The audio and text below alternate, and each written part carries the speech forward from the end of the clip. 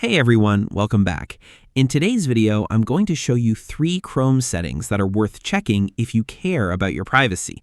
Most people never look at these settings, even though they control how websites store data, remember permissions, and request downloads on your device. Let's get started. Open Google Chrome. Tap the 3 dots in the top right corner.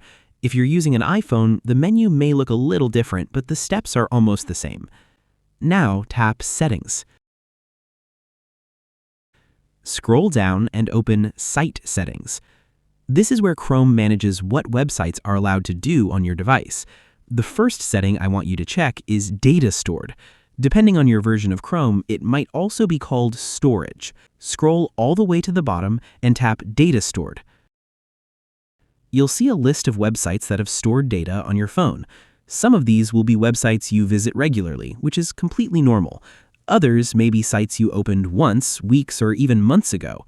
Websites store this data to remember things like your login status, preferences, and other browsing information.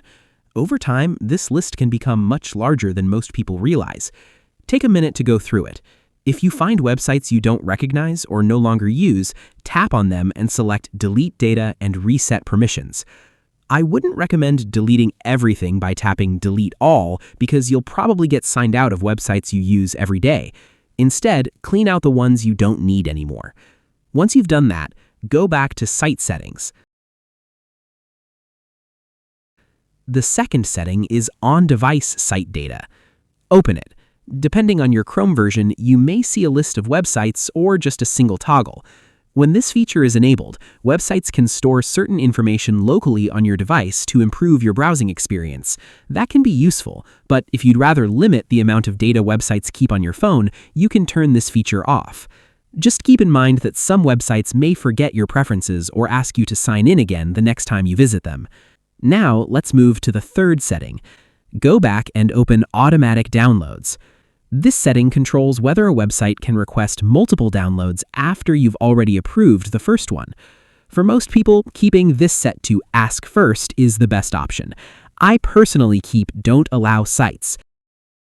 That way, Chrome will always ask before allowing additional downloads, giving you a chance to decide whether you actually want those files.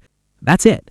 These 3 settings only take a few minutes to check, but they're a good way to review how Chrome handles website data and permissions on your phone to take control on your privacy and empty storage. If you found this video helpful, like the video and subscribe for more privacy tips like this. Thanks for watching.